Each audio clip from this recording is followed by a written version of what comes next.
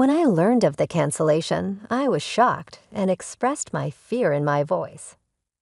"What do you mean there's been a cancellation?" With a voice that betrayed both perplexity and urgent alarm, I asked. I was on the phone at work during my lunch break at the time, and I realized that I had accidentally said more than I meant to, so I quickly lowered my voice. Since I hadn't requested any cancellations, why was this happening? My mind became blank as my thoughts stopped. In sharp contrast to my growing worry, the insurance company woman on the other end of the call remained calm. "According to our records, we received a cancellation request from you, and the procedure has already been completed," she calmly stated.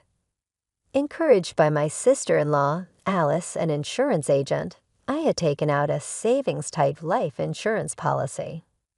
Under pressure to fulfill her high sales goals, she had talked me into choosing a more expensive plan than what was generally offered in the market. I'm Betty, a 42-year-old office woman who shares an apartment with her young daughter and her husband. Everything about today was mayhem from the beginning. Henry, my husband, abruptly announced an overnight work trip and started hurriedly packing his things as soon as he got out of bed.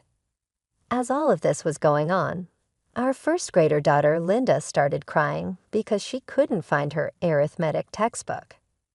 Because of her young age, Linda requires a lot of assistance, and her difficulties exacerbated the day's chaos.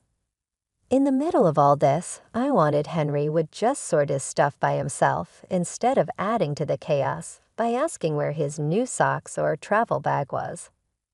With Henry, this year has been very difficult, and I've been thinking about getting a divorce more often.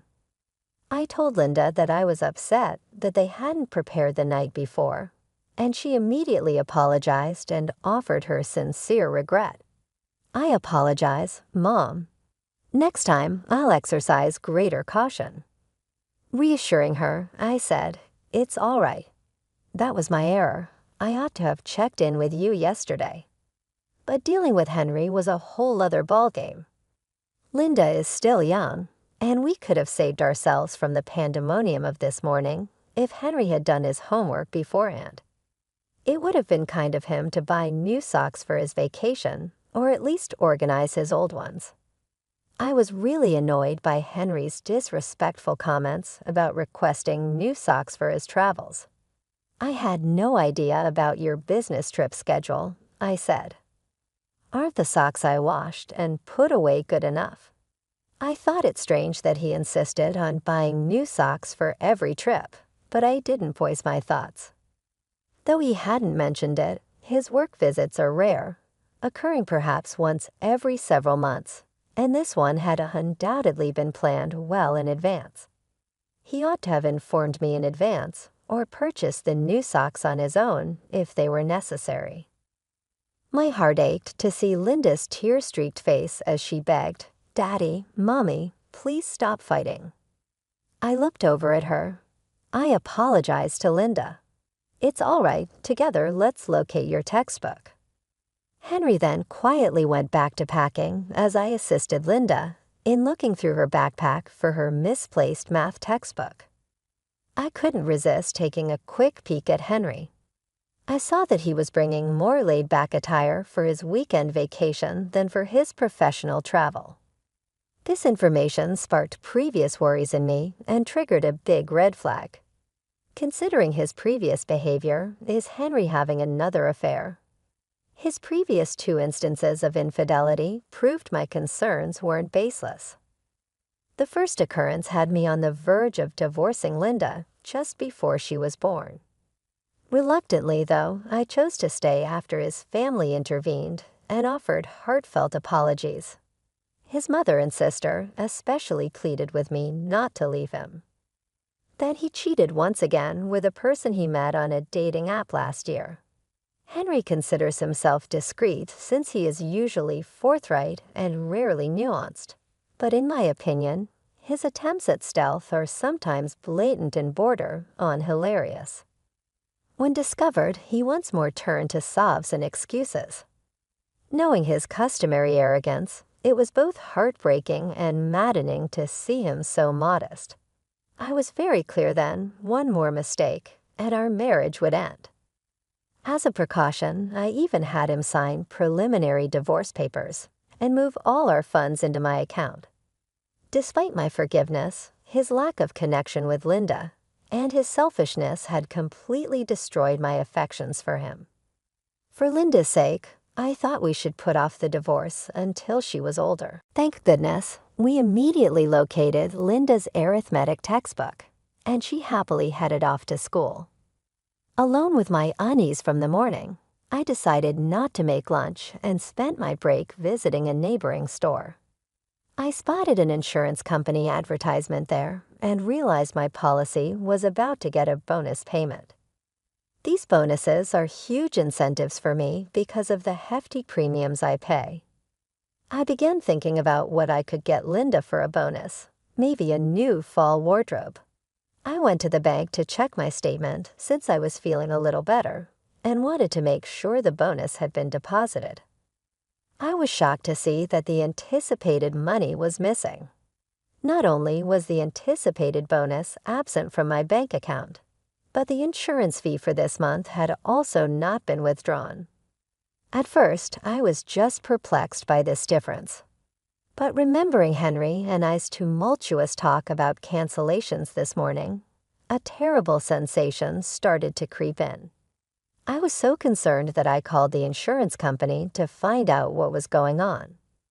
I generally dealt with my insurance concerns through my sister-in-law Alice, but she was not in that day, so I spoke with another person. That's when the cancellation confusion came to light.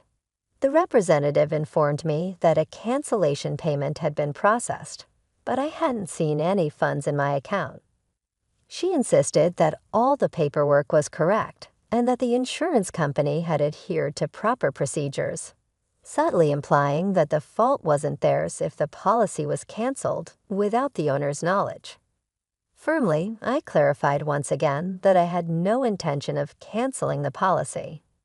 I'll follow up with Alice and my husband, but please double-check everything on your end as well, I requested. After making my point clear, I ended the call. Before I knew it, my lunch break was nearly over, and I realized I had neither the time nor the appetite to eat the lunch I had bought, as other concerns weighed heavily on my mind. Feeling the need to address this issue promptly, I informed my boss that I had to leave early and quickly wrapped up my remaining tasks, leaving the office ahead of schedule. I immediately called Henry, wondering if he was genuinely on a business trip or if something else was afoot. "Betty, why are you calling?" "I'm at work," Henry answered after a few rings, his voice tinged with irritation. However, in the background, I could hear lively music, casting doubt on his claim of being at work. "It's absurd that you think you can avoid getting caught," I said, my frustration evident. "Sorry to bother you, but my life insurance was canceled without my knowledge, and there's no record of any cancellation payment. Do you know anything about this? I'm considering contacting the police as it might be a scam." "Ha, calling the police?" Henry replied, then confessed, it was me. I had suspected that Henry and Alice might have been involved in this somehow. When I hinted at getting the authorities involved, Henry quickly confessed, clearly caught off guard. Although I had suspected him, my frustration now erupted. "So it was you. Where's the cancellation payment then?" I demanded. "I used it to help Mom out," Henry replied nonchalantly. "Help out? Did something happen to your mother that she suddenly needed money?" "No, she just mentioned she wanted to go on a family trip for once." I was utterly stunned by his audacious response. "You canceled my life insurance to fund a trip. Was the business trip just a cover?" "Yeah, I'm the beneficiary, so you can't complain, right? We're staying at a luxurious hotel. I'm in the lobby right now, and you wouldn't believe the size of the chandelier here." Henry seemed to think it was acceptable since he had been caught, even bragging about the details as if to impress me. What's with this attitude? I countered, infuriated. I have plenty of complaints. Why would you cancel the insurance without telling me? I've been paying those premiums out of my salary. You should be able to cover your trip expenses. Ah, it's so annoying, Henry replied dismissively. But it's the money I get if something happens to you, right? So it's my money. You're healthy and not in any danger, so we can just start paying the premiums again. I was dumbfounded by Henry's flawed reasoning. But the terms change as you get older, and the premiums increase. Do you not understand that? Well, I'm not the one paying for it, he said. Henry's careless disregard only added to my frustration. Do your parents know about this, that you canceled my life insurance without telling me? Didn't your father say anything? And Alice is involved in this too, right? You and Alice forged my signature, didn't you? Yeah, Mom and Dad were actually happy about it, he admitted, as if that justified his actions. They thought it was a good idea. It's your fault for controlling all our money. I just wanted to have fun for once, Henry argued, as if the situation was trivial. It's no big deal. We're on a family trip, and everyone's happy. That family includes your parents and Alice, right? Why aren't Linda and I included? Aren't we family too? I asked, my voice tinged with hurt and disbelief. Insurance is meant for emergencies. Henry, shouldn't you have discussed using it for a trip with me first? But you knew I would say no. You and Linda are always together. It's fine for me to spend time with my real family once in a while, he retorted. Plus, Alice was planning to sign you up for a new life insurance policy, so it's a win-win. I can't believe you're not embarrassed by these excuses. Almost like a child who didn't tell because he knew I'd object. That's exactly why you didn't tell me. You knew I'd be upset. It's so frustrating. If you're going to keep complaining, maybe I should just get a divorce. Henry continued, his tone unusually bold, perhaps bolstered by being at a tourist spot. Understood, I replied sharply before hanging up. Be prepared. I'm going to make sure Henry and his family face the consequences. I muttered to myself, my patience finally snapping. Henry had taken my forgiveness for granted too many times. Despite my threats of divorce, I had once thought my in-laws were decent people. Even though Alice had pressured me into an expensive life insurance policy, I believed she wasn't acting with malice. But decent people don't secretly cancel their daughter-in-law's life insurance to fund personal pleasures. Like husband, like family, I thought grimly. I was done with all of them. I went straight to visit the lawyer, clutching the divorce papers Henry had filled out earlier as if they were a talisman. I filed for divorce immediately. Afterward, I picked up Linda from after-school care. On our way home, I gently explained the situation to her. She was initially surprised, but I reassured her, emphasizing that our well-being was my top priority. Linda seemed to grasp the situation after I took the time to explain everything in detail. Once we arrived home, she asked, "So, Daddy isn't coming home anymore?" "He won't be home tonight because he's staying somewhere else." "We're getting divorced, so we'll be living apart," I answered her cautiously, trying to gauge her understanding and feelings. "Then let's start cleaning up now, quickly," she suggested. "What's wrong?" I asked, a bit confused by her urgency. "We're separated from Dad, right? Mom, you don't have to cry anymore." "I hate it when Dad makes you upset," Linda explained. "Did you always tell us to stop fighting because you were worried about me being sad?" Of course, I admitted. I had planned to avoid divorce for Linda's sake, but it seemed she had been suppressing her true feelings all along. She often intervened in our arguments because she was concerned about me. Daddy never plays with me, even on his days off. When I try to talk to him, he just says, "Be quiet, go away." Like this morning, he only uses me to say mean things to you. I've been so sad. I love you, Mom. She smiled at me, and her smile warmed my heart. Seeing Linda's understanding of the situation and her resolve was heart-wrenching and brought tears to my eyes. Her insights into how Henry had prioritized himself over us both and her fed-up stance made it clear that she too was ready for a change. I understand, sweetheart. I'm sorry for putting you through such difficult times. From now on, it will be just the two of us, but I promise to take good care of you. I love you so much. Yay. Linda's joyful exclamation filled me with determination. I vowed never to let her feel sad again. While Linda worked on her homework beside me, I busied myself with tasks like consulting a lawyer and researching real estate agents and moving companies. I then reached out to my parents to discuss our next steps and gather their support, ensuring that Linda and I would have a strong network as we moved forward. When I explained the situation to my parents, their immediate response was, "Come back home right away." This way, Linda won't have to change schools. My father also offered to borrow a truck from a friend to help us move our things. The next morning, I informed the landlord, the school, and the families in Linda's commuting group that we would be relocating to my parents' house, briefly explaining the circumstances. I plan to handle the school's detailed paperwork later and call my workplace to request a day off for the next day. I wanted to complete most of the preparations before Henry returned. By the time Henry got back the next day, my parents had arrived, and we swiftly moved our belongings to their home. Everything was settled except for Henry's things, which were still in the apartment. I left a note that read, "We are divorced. We are strangers now," and exited the apartment.